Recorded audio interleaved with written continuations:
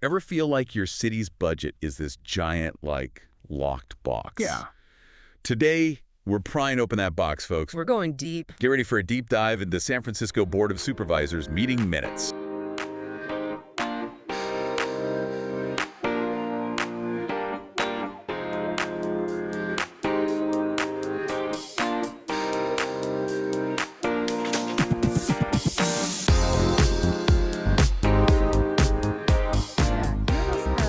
Your ticket to understanding what your elected officials are really spending their time on. We're talking about the stuff that really, the decisions that shape your streets, parks, your everyday life. And trust me, it's way more interesting than it sounds. Way more. We're looking at the minutes from May 7th, 14th, and 21st of 2024. Okay. 3 weeks in the life of San Francisco's government. Right. But don't worry, we're not going line by line through these things. No. We're here for the really good stuff. The good stuff. Surprising spending decisions, right? Yeah. Hidden dramas. Oh, yeah. And most importantly, the stuff that affects you. Think of it this way. Okay. These meeting minutes are like a big puzzle. You know, we're going to put the pieces together and then you see the bigger picture of what's happening in San Francisco. I like it. Yeah. So, quick overview. We've got the Board of Supervisors, 11 members representing all the different districts. Right. They meet regularly, hash things out, and vote on, well, everything. Yeah, and seriously, everything. Yeah. From the laws to how they spend your tax dollars, it all starts with these meetings. Which brings us to city spending. Everybody wants to know. Yeah, where's the money going? The May 7th minutes had a doozy, an $800,000 settlement for a lawsuit. Ooh. Yeah, someone tripped on the sidewalk. Oh. Wasn't pretty. Okay, so this lawsuit, though, this is about more than just one person tripping. This points to a much bigger problem. Aging infrastructure and what it costs the city. So you're saying all those cracks in the sidewalks, those potholes, they're not just annoyances, they're potential lawsuits waiting to happen. Exactly. And those lawsuits, they add up. The city's constantly trying to figure out, is it cheaper to fix the problem or just wait and get sued? So this $800,000, it's not just about one lawsuit, it's about a potential pattern. Exactly. This is San Francisco, right? Charming city, but the infrastructure, it's got some, shall we say, character. Sometimes it's actually cheaper to settle than to fight it out in court. Really? It's wild, right? That is wild. But that's the calculation they're making. It's a risk, but sometimes it's the less expensive option. So it's budget Jenga, basically. Kinda, yeah. It makes you think about those little infrastructure things differently. They're a much bigger deal in the city's budget than you might realize. Okay, so lawsuits are eating up money. Yeah. But the minutes also showed big spending on housing initiatives, which is good, right? Millions going to all kinds of programs, including a big chunk of change for a new 146-unit supportive housing project. Right. Is the city finally getting serious about this housing crisis? It seems like they're at least putting their money where their mouth is. This project, which it actually comes up in the May 7th and 21st minutes, suggests a commitment to creating more affordable housing options. And we all know how crazy expensive rent is here. And it's not just about putting a roof over people's heads. Right. Supportive housing usually has other services, right? Okay. Absolutely. It's about giving people a real safety net. People who are struggling with homelessness, mental health issues, substance abuse. This kind of housing isn't just about surviving. It's about getting back on your feet. Okay, so we're talking millions for this project, but San Francisco's budget is huge. Right, right. Is this really going to move the needle on the housing crisis?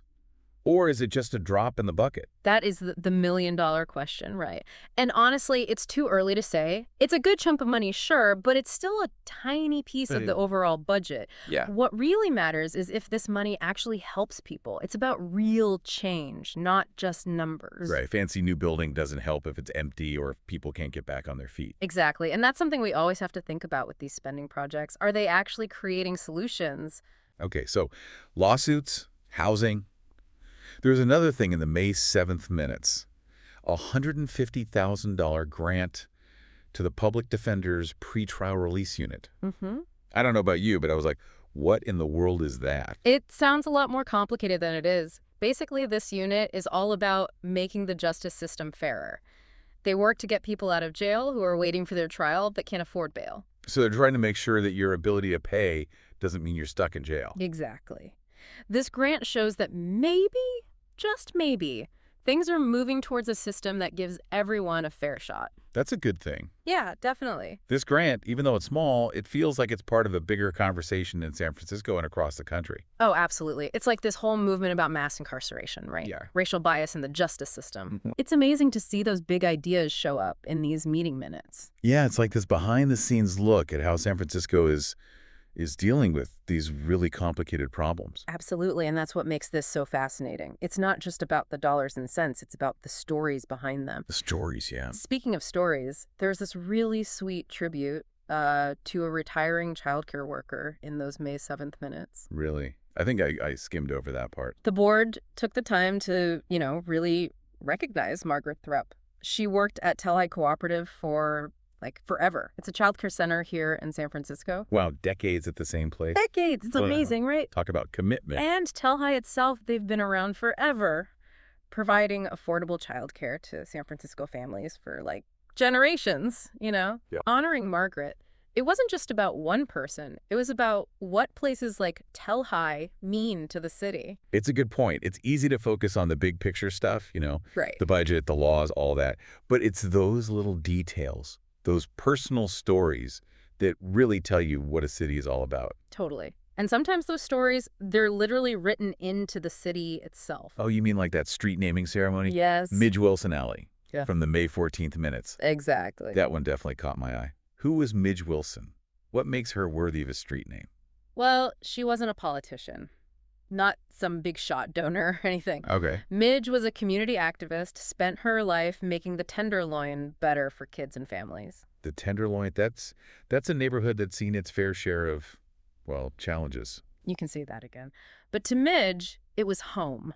And she didn't shy away from the problems there. She tackled them head on. What did she do? Organizing food drives, fighting for better housing, mentoring young people. I mean, she was a true local hero. Yeah. This street naming, that's the city saying, thank you, Midge. We won't forget you. It's like this little ray of hope, amidst all the serious stuff. It reminds you that even in a city as big and complicated as San Francisco, it's often just regular people who make the biggest difference. Absolutely, and that community spirit. It popped up in another interesting way, too. The board was talking about trying to get a major international film festival to come to San Francisco. Wait a second. San Francisco doesn't already have a big film festival? I mean, it seems like the perfect city for that. You'd think so, right?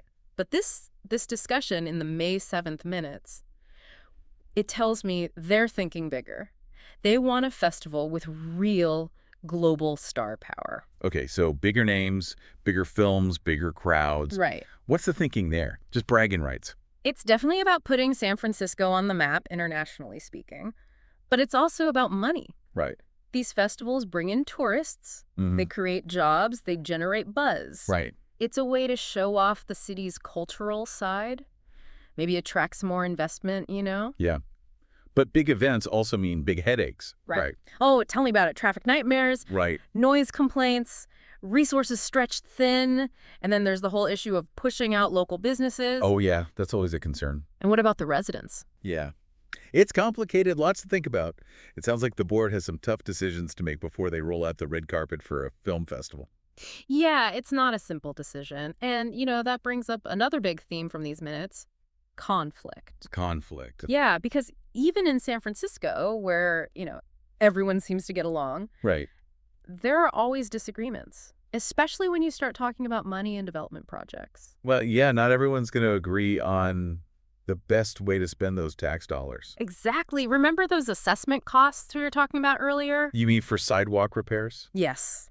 And for dealing with those rundown properties. Okay. Well, let's just say those assessments got people fired up during the public comment periods in May. Really? Oh, yeah. People were not happy about potentially having to pay for those improvements. So they let the board have it. Let them have it.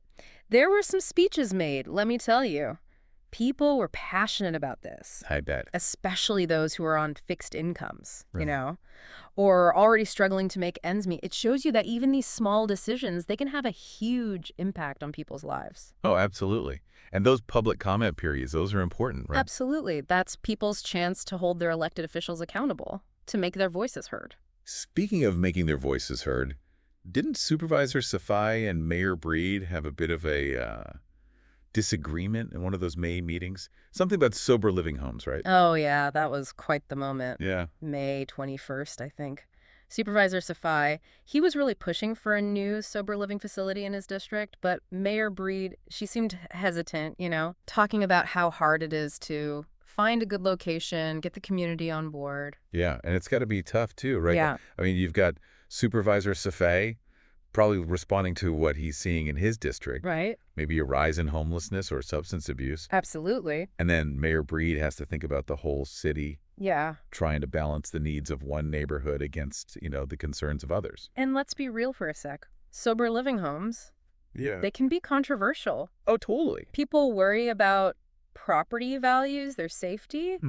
It's complicated, right? It is. There are no easy answers. Go. But the important thing is at least these conversations are happening. Right. They're right there in the meeting minutes, out in the open. Out in the open. It shows that, the city is trying to deal with these really tough issues. Even if they don't always have, all the answers. Exactly.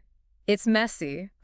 It is. But it's how it's supposed to be, That's democracy. Looks like we're getting this little peek behind the curtain. Right. Seeing how the sausage is made. Exactly. And it reminds us that these issues we're talking about, they don't just exist in a vacuum, Oh, for sure. They're playing out in our neighborhoods, on our streets. Right. And ultimately, it's up to us to engage with these issues, to make our voices heard. Absolutely. So as we wrap up this deep dive into the San Francisco Board of Supervisor meetings, Yeah. what really stuck with you? What surprised you? Honestly, Yeah. I was surprised by how much drama is hidden in these documents. I mean, we had lawsuits, we had those heartwarming tributes, we had these heated debates about really important social issues. It shows you that behind every single line in the budget, behind all those policy decisions, there are real people with real stories. It's like we've been on this treasure hunt. Yes. Uncovering these hidden stories buried in these meeting minutes. I gotta say, I'm hooked. Me too. And this is just the tip of the iceberg. There are, thousands of pages of meeting minutes out there for us to explore. You're saying there might be even more juicy stuff waiting to be found. Oh, I guarantee it. All right, folks. I don't know about you, but I'm starting to feel like a city government detective. I love it. Ready to put on my deerstalker cap and dig into those archives. We should invite our listeners to join us. Yes, good idea. If you're feeling inspired, we'll put a link to the San Francisco Board of Supervisors website in our show notes. Go check it out. You never know what you might discover. Because knowledge is power. Right on. The more we know about how our local government works, the more we can actually make a difference. Couldn't have said it better myself. Well, that's all the time we have for today, folks. Thanks for joining us for another deep dive. It's been fun. We'll be back soon with another fascinating topic, ready to unearth more hidden gems of knowledge. Can't wait.